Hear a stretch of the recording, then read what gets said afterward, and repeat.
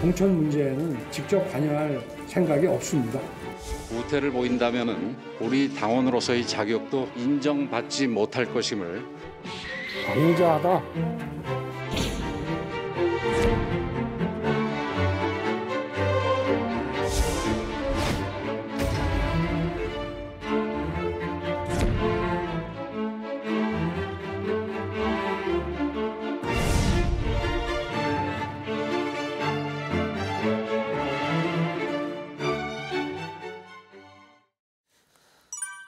예, 첫 주제는 홍준표의 무산으로 잡았습니다.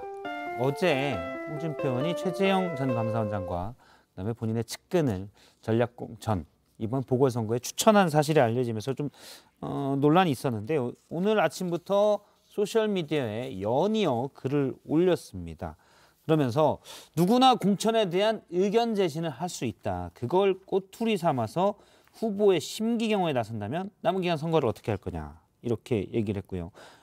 대부분은 이제 그러니까 본인의 캠프 합류 조건이 아니고 나중에 올린 것도 제가 봤는데 뭐 2시간 반 동안 화기애애하다가 거의 마지막 1분 정도 이런 사람 공천 어때요? 라고 한 건데 앞에 화기애애했던 부분은 다 사라지고 그것만 이슈가 돼서 그거는 자기를 몰아내려고 윤핵관들이 한 거다. 이렇게 얘기를 했습니다. 일단 이 부분부터 좀 정리를 하죠. 물론 홍준표 의원의 주장과 그리고 윤석열 후보 측에서 보는 입장은 약간 다른 것 같은데 공천에 대한 의견 제시라고 보십니까? 아니면은 합류 조건을 걸었다고 보십니까?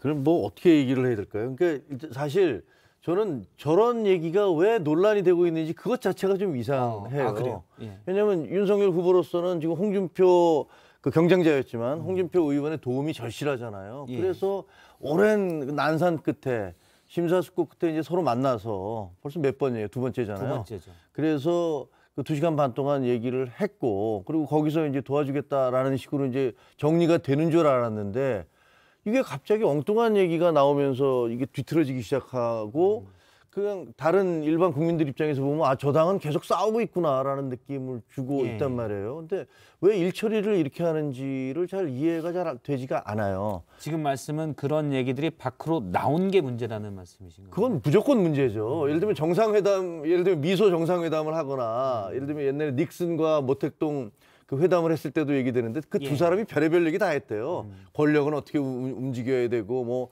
그때 나온 게 닉슨이 뭐 권력은 꿀보다 답디다 뭐 이런 얘기도 했다는 게 나중에 이제 알려지기도 했었지만 사실 뭐 정상들끼리 만나서는 별의별 얘기도 다 할 수 있는데 근데 그런 것들이 밖에 나오지는 않잖아요. 그게 왜냐면 국가 간에 있어서 그런 얘기가 밖으로 나오면 양국 관계는 파탄이 날 것이니까. 그런데 정치권에서 거의 정상에 있는 두 분들이 예를 들면 옛날에 YS나 DJ나 이런 분들이 만났을 때 어떤 얘기를 했고 뭐 대통령과 만났을 때 어떤 얘기를 했고 하는 것들은 밖에 나오지는 않잖아요. 근데 저게 이제 요구였느냐, 의견 제시냐, 전제 조건이냐 이렇게 그걸 따지고 묻는데 그 차이가 별로 없을 것 같아요. 예를 들면 그 의견 제시를 하는 것처럼 돼 있지만 사실상은 그렇게 했으면 좋겠다라고 요구를 하는 거죠.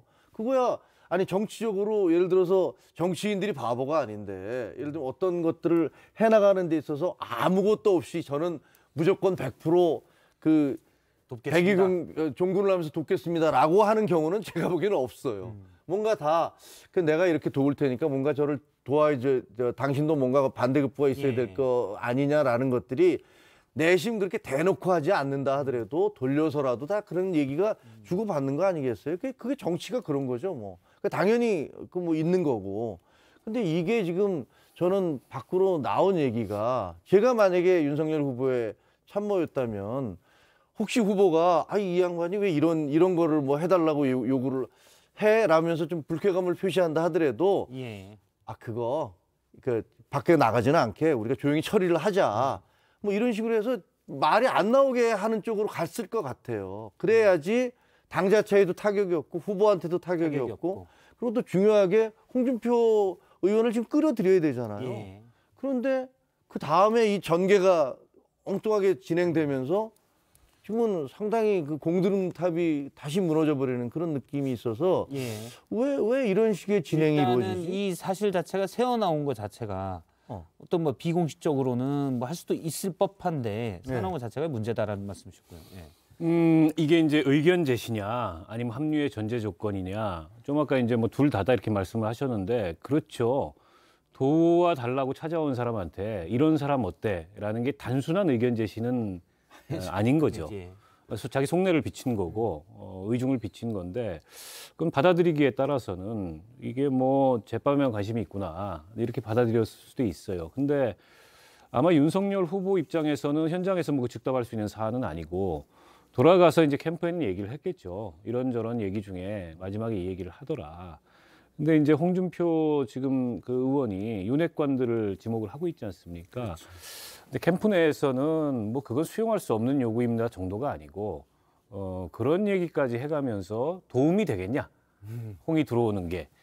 저는 뭐 이런 판단에 다음 날 바로 권영세 의원이 저격에 나섰다고 봅니다. 안 와도 상관없다라는 태도나 좀 다름없다고 보고 사실 그냥 만약에 조건이어도 안 들어주고 뭐 그냥 속된 말로 한다면 살살 달래면서 할 수도 있었는데 아니 그렇죠. 아니, 대놓고 뭐, 저격한 거는 필요 없다. 아니 그리고 형식적으로 뭐 공천권이 당무를 지휘하고 있기 때문에 후보가 영향을 상당히 미친다고 하더라도 형식적으로는 당 대표와 공관이 있는 거거든요. 때문에 그거 가지고 뭐 정치적 부담을 그 윤석열 후보가 오롯이 질 것도 아닌데 근데 이걸 이렇게 쟁점화시킨 걸로 봐서는 저 양반이 뭐 이제 뭐 어떻게 하니까 이게 뭐 보따리 내놓으라는 식으로 나오는데 그거는 도저히 용납을 못하겠다라고 해서 다음 날 바로 전 친 거라고 보고요. 저는 홍준표 의원의 처신에도 좀 문제는 있다고 봐요. 사실은 도와주려면 조건 없이 흔쾌하게 그래야 그게 본인의 정치적 자산으로 남는데 저런 얘기를 하게 되면 당 밖으로 알려진 거는 지금 말씀하셨듯이 그건 조금 납득하기 어렵다. 기성 정치문법으로 봤을 때 그 점은 공감을 하는데 사실 구태처럼 볼 수 있. 네, 문제는 당내에서 일단 알려지면 당내에서 홍준표 의원을 보는 시선이 그다지 우호적인 시선만 있는 건 아니에요. 도움이 절실히 필요하긴 하지만. 근데 지금 우호적인 시선만 있는 건 아닌데 거기에 더 부정적인 영향을 줄 수 있는 얘기인데 저런 그 처신을 하신 거는 다선 의원으로서 당대표도 지내셨던 분으로서 대선 후보 차점자였던 분으로서 그다지 적절한 처신은 아니었고 그리고 이른바 이제 윤핵관이라고 얘기하는 윤석열 캠프를 주도하고 있는 분들 혹은 의사결정에 영향을 미치는 분들도 뭐 별로 절실하지 않은 것 같다. 저런 걸 이렇게 밖으로까지 불거지게 만들면서 홍준표 의원을 저격하는 것으로 봤을 때 겉으로는 원팀의 제스처를 취하고 있지만은 속내는 그다지 절실하지 않은 것 같다. 네, 이런 느낌이 들고요. 모르겠습니다. 지금 이 마당에 홍준표 의원이 다시 어쨌든 그 상임선대위 고문 뭐 이런 걸 맡아가지고 역할을 할 수 있을까? 제가 보기에는 선대본부장이 이 당에 거의 필요 없다는 식으로까지 얘기를 했는데 그걸 맡아서 할 수 있을까요? 그런다 한들 그게 선거에 크게 도움이 될까요? 제가 보기에는 조금 뭐 현실성이 멀어진 게 아닌가 싶습니다. 권영세 그 본부장이 사실 그 홍준표 의원과 서로 사이가 이렇게 썩 좋지는 않으시다는 그런 얘기들이 있는데 그 말씀 들어보면 구태를 보인다면 우리 당원으로서의 자격도 인정받지 못한다 이런 식으로 얘기를 했잖아요. 그러니까 당원 자격도 없다라는 식의 얘기를 해서 굉장히 강한 어투로 말을 했단 말이에요. 느낌이 그럼 왜 만났지? 차라리 안 만나는 게 더 낫지 않았을까? 저렇게 그 갈등이 불거질 거면 이런 생각이 들고요. 그다음에 이제 최재형 전 감사원장을 종로로 출마시키는 게 어떠냐 이런 얘기잖아요. 근데 제가 최재형 감사원장께 전화를 드려봤어요. 캠프에 계셨잖아요. 옛날에. 그래서 어떻게 된 거냐 그랬더니 저 홍준표 의원하고 만나서 그런 얘기를 해본 적도 없고 그거 무슨 소리인지 잘 모르겠다. 근데 뭐 아마 자기 그 홍준표 의원을 지지하면서 그 홍준표 후보를 위해서 좀 뛰었었으니까 거기에 대한 어떤 미안함 같은 거 그다음에 종로에서 뭐 최재형 원장이 나왔을 때 그게 아무래도 선거에 도움이 된다라는 뭐 이런 것들이 다 복합적으로 해서 그런 걸 제시했는지도 모르겠다라는 그 판단을 하시던데 어쨌든 본인은 요구한 적이 없다는 거예요. 저는 다르게 해석을 합니다. 그 거기에 이제 전략 공천이 이루어질 거예요. 그러겠죠. 누가 되더라도. 근데 자신의 경쟁자가 될 사람이 전략 공천을 받으면 안 되는 거죠. 홍준표 의원 입장에서는. 사실 이준석 대표 얘기도 나왔지만 원희룡 본부장 얘기도 많이 뿐만 나왔었죠. 아니라 유승민 의원 카드도 있고 뭐 등등 여러 개가 있지 않습니까? 뭐 심지어는 뭐 안철수 후보에게 종로 지역구는 뭐 정치 1번지 또 대선 후보들이 과거의 대통령들이 많이 거쳤던 근데 당내 잠재적 대권 후보가 거기에 공천을 받아서 당선이 된다면 강력한 라이벌이 될 수 있기 때문에 최재형 원장과 그거를 뭐 상의해서 혹은 최재형 원장을 배려해서라는 의미보다 다른 경쟁자가 그 자리에 들어오는 걸 견제하기 위한 카드로 내밀었던 거 아니냐. 네, 이런 해석이고. 아, 설득력이 있네요. 그럴 수 대구도 있겠죠. 마찬가지예요. 지금 이 거론된 분이 이 전 이진우 대구 수성구청장이 예. 대구시장 후보로 거론되고 있어요. 근데 이제 대구시장 후보를 생각하고 있기도 하다 홍준표 의원께서 그런 소문이 그런 소문이 있었어요. 있어요. 예. 소문이 있기 때문에 이 또한 어떤 견제 카드 혹은 자기가 점찍고 있는 대구시장 후보가 따로 있는 거 아니냐. 뭐 이런 등등의 해석이 가능해요. 또는 본인이 못마땅한 사람이 예를 들어서 대구 중구 남구 해당 지역구에 뭐 공천받을 가능성이 크다든지 뭐 그러면 또 그럴 왜 수도 있고요. 그러냐면 홍준표 의원의 그 정치 스타일이 측근을 뭐 자리를 보장하고 측근을 배려해가지고 앞날을 열어주고 별로 그런 스타일이 제가 아니시래요. 사실 그걸 여쭤보려고 그랬는데 저는 그걸 홍준표 의원이 좀 바뀌셨나라는 생각을 한 게 본인 말로도 늘 얘기하잖아요. 난 독고다이다. 이게 이제 방송에 좀 부적절하지만 본인 입으로 나는 정치를 26년 했지만 독고다이로 했다라고 얘기를 하거든요. 맞아요. 그래서 측근은 사실 거의 챙기지 않는 스타일이고 또 그렇기 때문에 본인의 측근이었던 윤한홍 의원 같은 경우도 윤 후보의 이제 윤석열 후보 흘러갔었죠. 측으로 넘어갔죠. 갔고요. 예. 그러면서 사실 측근들이 다 떠났었거든요. 근데 이번엔 챙기나라고 생각했는데 뭔가 경쟁자 견제설이 더 설득력이 있죠. 그런 것 같아요. 근데 과거의 관성으로 봤을 때는 바꿔서 챙기기보다는 견제설. 예. 독고다이 홍이라고 스스로 계속 얘기하시잖아요. 예. 나는 뭐 여태까지 몇십 년, 26년 뭐 이렇게 정치를 해왔지만 여기서 누구의 계보가 돼본 적도 없고 그렇죠. 누구의 계보원을 만든 적도 없다. 내 계보원을 만든 적도 없다. 이런 식의 주장을 계속 해요. 그러면서 한국 정치가 이렇게 가야 된다. 뭐 라고 이런 얘기했었죠. 강조도 하는데 예. 뭐 정치는 혼자 하는 게 아니니까 사실은 그게 쉽지 않은 얘기죠. 근데 이번에는 보면 글쎄, 근데 저는 그런 생각도 들어요. 아니, 저 2명 정도는 그냥 뭐 말 듣고서 안 해줄 수도 있는 거잖아요. 아, 이거 당대표가 권한이 있어서 내가 해줄 수가 없다.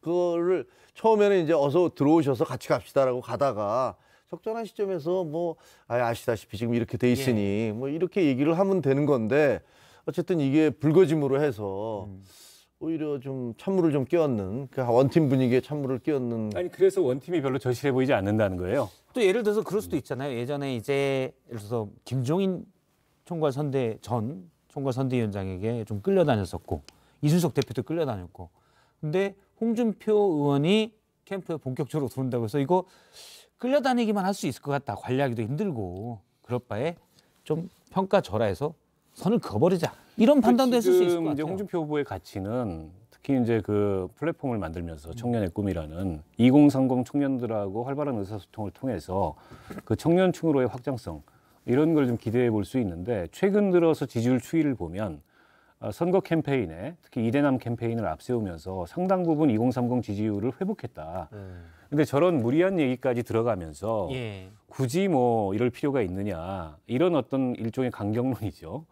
이게 조금 이제 캠프에서 득세한 게 아닌가. 그게 다음 날 권영세 본부장의 강경 발언으로 표출된 게 아닌가 싶고요.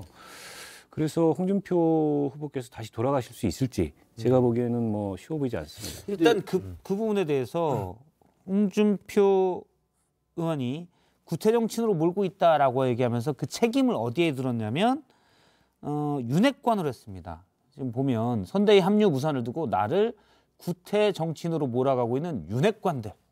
앞서 이제 심핵관 얘기도 나지만 윤핵관들, 윤석열 측 핵심 관계자, 실제로 당해보니 참 음흉한 사람들이다라고 했는데요.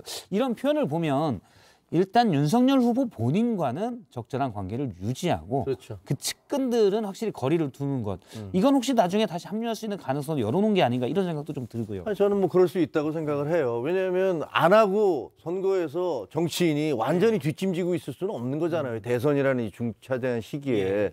그리고 만약에 정권을 되찾아오거나 혹은 정권 탈취에 실패하든가 그러면 홍준표 후보도 홍준표 의원도 그 책임으로부터 자유롭지 못하단 말이에요. 그러니까 정치인의 입장에서 보면 아무리 씁쓸하고 가슴 아파도 결국은 이 선거판에 들어올 수밖에 없을 거다라는 생각은 드는데 이런 느낌이 들어요. 그 홍준표 의원의 경우는 1차 회동이 있었고 2차 회동이 있었잖아요. 예.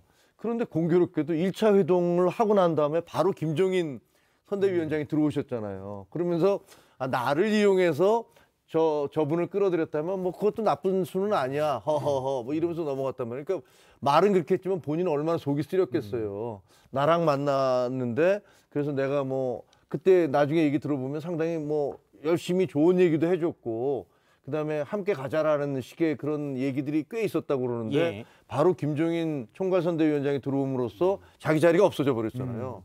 그러게 되니까 거기서 한번 또 상당한 실망을 했고 이번에도 또 만났는데 또 만났다가 그 다음 날 또 마치 구태 정치인으로 막 확 몰려버렸잖아요. 그러니까 예. 이런 부분들에 대해서 홍준표 의원이 상당히 좀 뭐랄까 그 상처를 받은 건 맞는 것 같아요. 그리고 두 분이 더구나 특수부에 검찰 특수부의 선후배잖아요. 예. 검찰은 아시다시피 공안부와 특수부의 양대, 뭐 다른 뭐 형사부도 있고 하긴 하지만 또 특수부 검사들은 특수부 검사로서 우리가 뭐 속된 말로 이제 뭐 엘리트다. 묵기 뭐 이런 얘기하면서 야 뭐 정말 특수부에 이게 있거든요. 옛날에 심재륜 그 검사장부터 시작해서 쭉 내려오는 뭐 함승희 검사라든가 쭉 있어요. 근데 그 중에 이제 홍준표, 윤석열 이런 분들도 특수부에서 이름을 날린 그런 검사들이란 말이에요. 그리고 특수부 분기가 세요. 예. 선배들 사이, 선후배 사이에서. 그래서 경선 과정에서 홍준표 후보가 막 공격을 해도 사실은 윤석열 후보가 약간 좀 접어주면서 선배 예우를 좀 해준 측면도 있었거든요. 근데 이번에 공교롭게도 2번에 걸쳐서 만남이 있었는데 2번 다 그 직후에 상당히 어떻게 보면 좀 그 나쁘게 얘기하면 뒤통수를 맞은 것 같은 느낌이어서 상처는 좀 있을 것 같아요. 예. 저는 뭐 두 분 사이좋게 지냈으면 좋겠고요. 이런 걸로 대선에 씬스틸을 좀 안 했으면 좋겠어요. 두 사람이라는 거는 이제 윤석열, 홍준표 두 사람이요. 네, 뭐 어떤 사람들이든지. 아니 저희가 씬스틸러로 등장을 해야 되는데 아, 그렇죠. 저런 거에 국민들이 대선에 자꾸 시선이 뺏기면서 그렇죠. 이 심상정이 씬스틸러가 못 되고 있습니다. 홍준표 의원이 사이좋게 뉴스를 지내세요. 좀 덜 만들으셔야 네. 심상정 후보님 뉴스도 많이 나오고 이럴 그리고 텐데. 이제 정책 대결, 그렇죠. 뭐 비전 대결, 공약 대결 이런 걸 해야 되는데 이번 대선은 당내 내분하고 이 녹취 파일하고 네거티브. 뭐 가시브하고 예. 네거티브하고 소확행밖에 없어요. 시대 정신도 없고 비전도 없고. 비전도 없고. 네. 그런 얘기를 하는 후보를 좀 주목할 수 있도록 사이좋게들 지내시길 바랍니다. 저희 뒤에 심상정 후보님 네. 또 정의당 얘기가 나옵니다. 네. 또 박은석 저도 그때 홍보단장 할 말 오셨으니까. 근데 이제 일단 홍준표 의원 입장에서도 만일에 윤석열 후보가 덜컥 당선이 된다 그러면 만약 캠프에 합류를 안 하게 되면 뻘쭘해요. 원래 굿이나 보고 떡을 먹는다라고 하지만 굿만 보고 떡도 못 먹을 수가 있어요.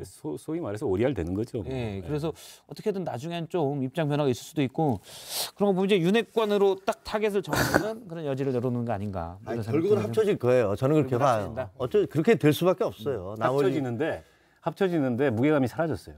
뭐 그런 큰 부분은 정치인이 네. 큰 정치인이고 그 좀 무게 있게 행보를 하셔야 되는데 약간은 경거망동하신 거죠. 만약에 그것까지 최재- 계산을 해서 했다면 정말 대단한 정치력이 있는 거고. 권영세 본부장이 무섭군요.